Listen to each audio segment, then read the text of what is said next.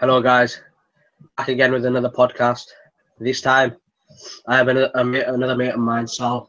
He's a massive Yeah. Chelsea fan, die-hard Chelsea fan, loves Chelsea, talks Chelsea, breathes Chelsea, everything.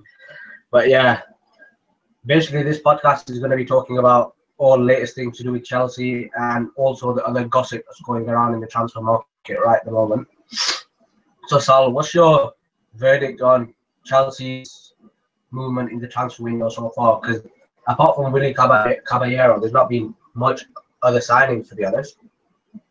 Yeah, see, you hear a lot of rumors, don't you? But then you should just remember that you shouldn't listen to rumors. But my main concern has been about our youth policy because I think we've been selling a lot of our youth players who we thought as Chelsea fans would one day break into the first 11. Yeah. But they haven't really, we've just sold them. And I've had mixed feelings about that because whilst I think as a player they might want to play in the first team. But we all know they're not going to get into the first team, are they? So I think it's good that we sold them. What would you say about the latest thing that happened about Ake for 20 million? What would you say about that? Yeah, see again, that was a bit of mixed feelings once because when we brought him back from loan last transfer window or last Christmas, I thought that would be good because he might fit into the team. But then he didn't really get much of a look in because we had other players there. But then I'm guessing that he wanted to actually leave and play regular first team football. So again, that's another point where I was making about mixed feelings. I kind of wanted him to stay, but I get why we sold him and why he might have wanted to go. I take your point. So moving on to the main target man at Chelsea, Diego Costa. Yeah. Brilliant striker. As much as I hate to say it, quality striker. You can get everything out of him. He can wind up players like he did against Arsenal not too long ago. That was sick, man. But yeah, Diego Costa is a quality striker, always had the ability, finds the back of the net on most occasions. What do you make of him? Do you think that he's going to leave Chelsea this summer, or do you see him staying? I think he has to leave because he was saying that Conte texted him and said that he's not in his plans anymore. So it'd be kind of weird if he just stayed, wouldn't he? So I think if we do sell him, 40 million plus, that has to be a minimum because he's at least worth that much in today's market. You get what I mean?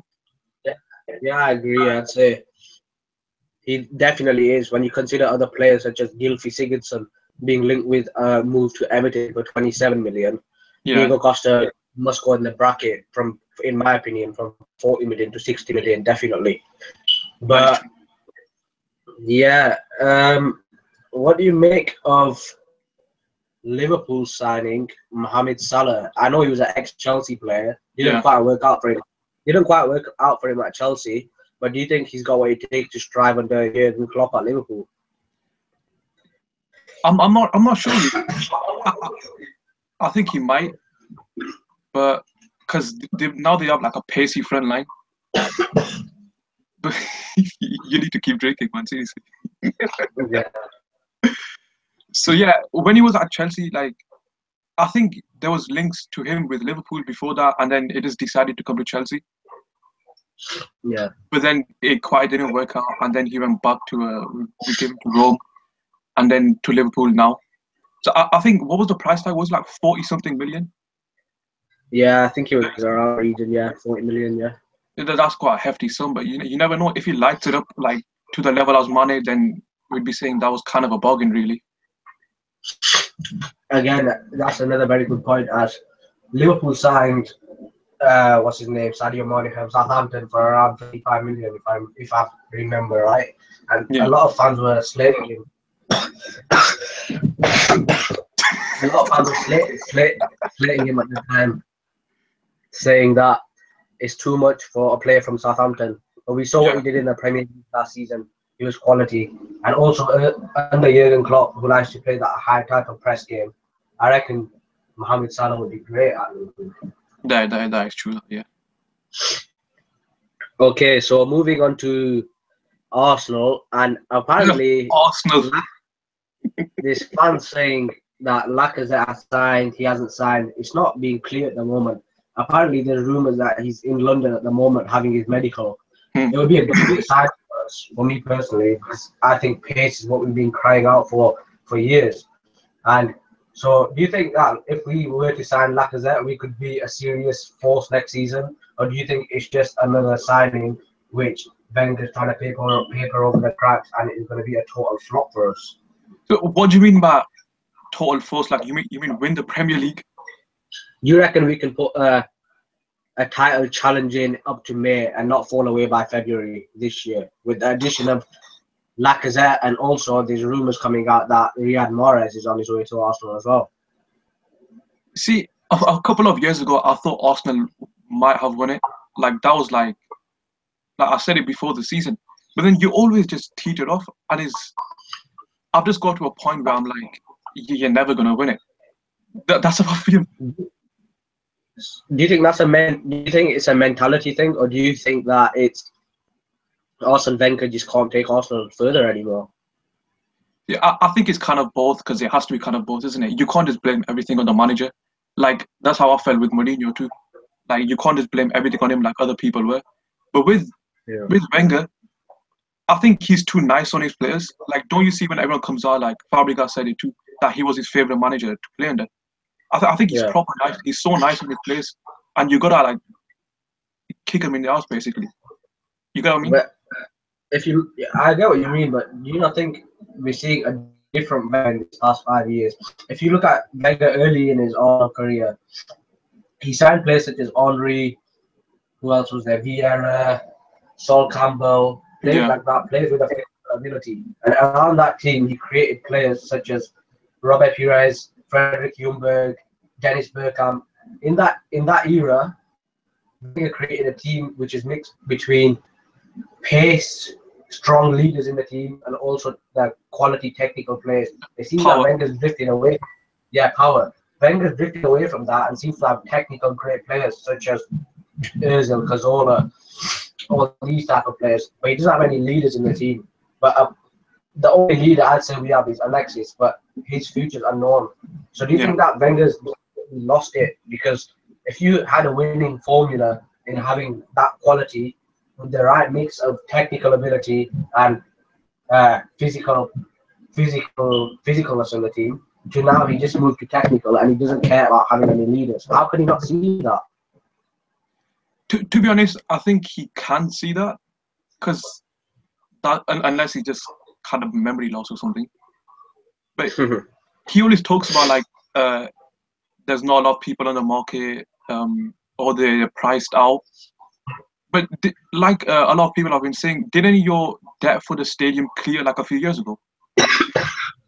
Yeah, the debt for the stadium is cleared. Yeah, but what annoys me is that when it comes out with that, that's the current day market. Players are going to be sold for what they're not really worth.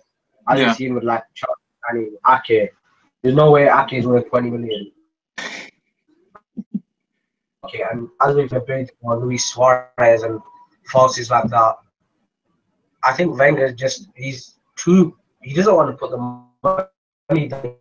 You have to pay over the budget most of the time. That's what happens in the current era. And the fact that he does that, I think that's why he makes most Arsenal fans crazy. But don't you think, like, in your previous video, you were talking to Zaki, another friend of ours, and he was saying that you asked him the question, if he bought Lacazette, would this like make the fans happy or something? He said something like that, right? But to be honest, I think anything he does that's remotely negative will like cause an uproar within the fan base. Don't you think that? I think but if he signs Lacazette, but the main thing is if you get rid of Sanchez, if Sanchez goes and is Alexis' replacement, I'm sorry, but in my opinion, that's one step forward and two steps back.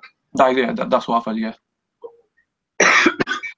If he was to get Mahrez alongside Lacazette, at least fans could see that he's in the transfer market currently trying to do something instead of doing the same thing every year and only buying one or two players.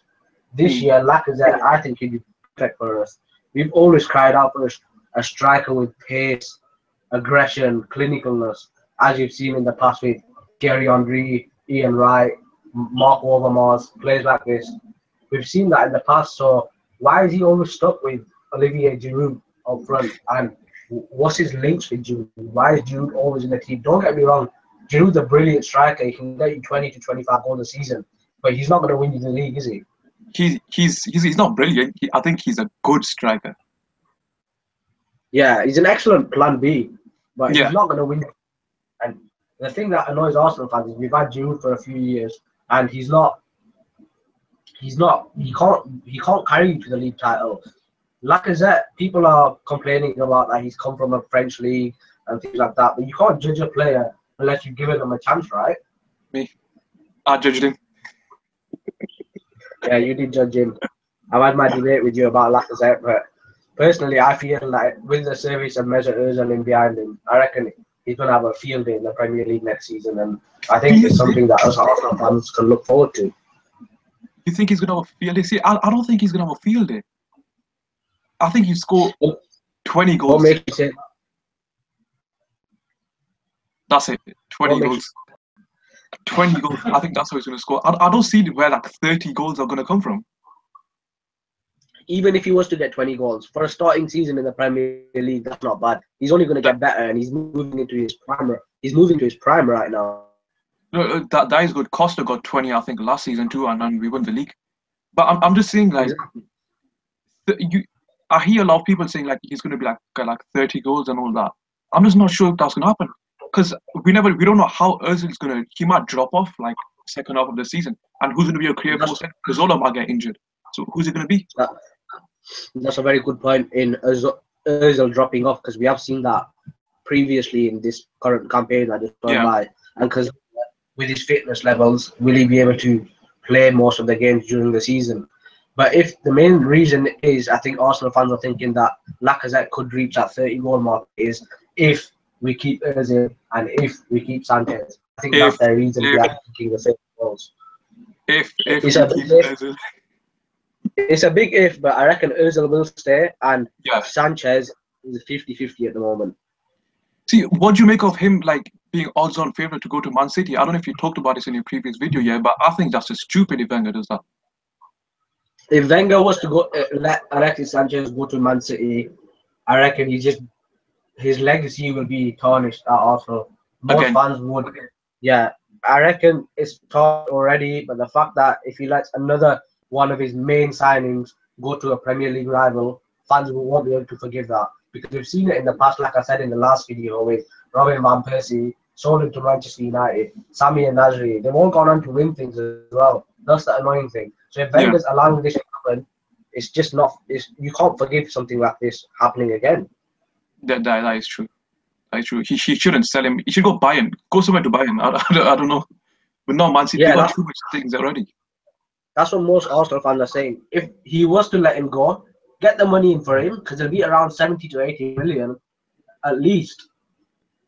Let him go, but don't let him stay in the Premier League and affect us next season. If he was to go, let him go to Bayern Munich or PSG or Juventus, one of them teams. Don't let him stay and play against us next season.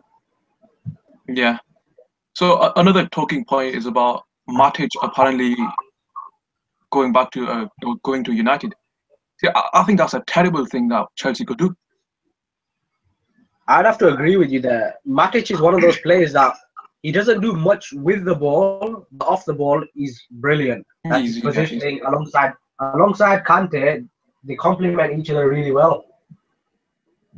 So I think if you were to let Matic go, that could be a big hole in your centre defensive mid that you need to fill for next season. And I think there's no one out there at the moment that's better who can do that role and is experienced in the Premier League like Nemanja Matic. Yeah, see, that's why I think the name popped out. It was Bakayoko. Apparently, we've been linked with him. Really well, and it's been going on for a few weeks now. But we don't know how he'll do in the Premier League compared to Matic, don't we? And for Matic, that's true. Yeah, carry on. That's true. You won't be able to see but people say you'll have to give him a chance. But why change the winning formula if you have Nemanja Matic there? And first of all, why change the winning formula and sell him to one of your rivals? It just wouldn't make sense. Exactly. I just don't see why would we sell him to Man United? Go sell him abroad, you know. That would be better. Yes, I agree. So moving on to your Champions League, you're going to be in the Champions League next season, and there's going to be 5 English teams in it. Unfortunately, we're not one of them. But yeah, you'll be in the Champions League, and one of the reasons I think that you found the Premier League so easy and a walk in the park last season was due to the fact you had no Champions League and you had no Europa League. Therefore, you could just concentrate on the weekend game. This year, you're going to have to be able to rotate your team. So you have a Wednesday games and your Saturday game. There's going to be a lot more demanding on your squad. So do you think that Conte would put most of his eggs in the basket in the Champions League this year, or do you think his main focus is still the Premier League to try and retain it? I think obviously he'd want to get top 4, but I was talking to my friend Junaid about this yesterday, and he was talking about how Conte will put his eggs in the Champions League basket more. So I think that'll be the case too, and because we had years of experience where we can't focus on this essentially this 3-4-3 formation. I think our first 11, well, our first like 18 really, they're probably used to that kind of formation now. So I don't think it'll be like a massive difference. They know what they're doing. So as a Chelsea fan yourself, would you be happy with, obviously you're not just going to throw away the Premier League, but would you understand if it was to go towards the Champions League more and put more focus into that than the Premier League? Yeah, I would understand. I think Mourinho did that a few years ago when we finished third. When he found out that we couldn't really win the Premier League anymore, like, do you remember that Liverpool game when I think Gerrard slipped or something? Like he put out like they were like our backup 11 or something, and we won that game.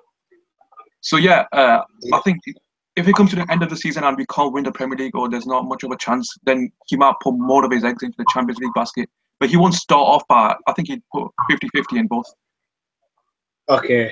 And my final question to you is, as I asked the previous guest on the show, who is your favourite to win the Premier League this season and why? I think it's got to be Chelsea again, don't you think? We've got the best team. You won 30 games last season. I don't think who could challenge us. Who can possibly challenge us? It sounds very biased coming from yourself, but if you believe it, then why not? But I'd have to say, personally, City look the best to win it. No, Just look at the quality in their side. You say City, yeah. I think Zaki said City too.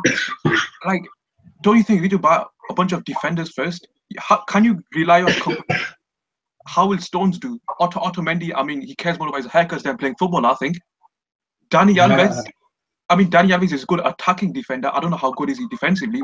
He played for Juventus, so he might know what he's doing. Who's the left Kolarov? I take your point on their defense being their weak point. But what I think it will be with City this season is they'll just outscore teams. There's too much quality in that team. Even if they were to concede 2 or 3 goals, they've got the ability to knock 4 or 5 in at the end. Yeah, like a few years ago with Pellegrini, innit? When they just would outscore teams. I think if they get... Yeah, go on. Sorry, go on. All right, okay. If they get Sanchez, then I think it is a wrap then. Well, I mean, that kind of contradicts my point, but I think he's that good that he will just nullify the bad defending. But I think as it stands right now, I don't see him winning it. That's interesting, but personally, I think City will win it. But if you're talking players that in their defense, such as John Stones, I reckon he's only going to get better this season. The first season in the Premier League was always tough for a new defender. And that's the same being said with our defender in Rob Holding. We signed him for $2 million from Bolton Wanderers, but people are getting really happy about him, which is great to see that we've got a really good centre back there for such a cheap price. But the real test will be this season for him. Can he do it? Can he do it for a period of 38 games and be a top centre back? That's the main question. So the point with John Stones being is I think he will improve this season, and Pep has had one season in the Premier League, so he's had a good look at it. So this season, I reckon City will put a really good title challenge towards the Premier League. And I think City are favourites to win it personally. No, I think they are favourites. I just don't think they're favourites in my eyes. Like if you look at the odds, I think the favourites, Yeah. and then I think is United and then Chelsea. I just don't see. Don't see City doing it. Oh, that's interesting. That. So, guys, it's been another great podcast. I've had some great views from the Chelsea fan himself, Salman. The Chelsea fan. Yeah, basically, I'll try and get him on more and more on this channel as the season progresses and see his opinions differ on who's going to win the league, maybe the signings as the time comes closer. But yeah, it's been a great show, guys. Please try and support the channel if you can. I really appreciate the support, and that's it for this show, guys. Thank you.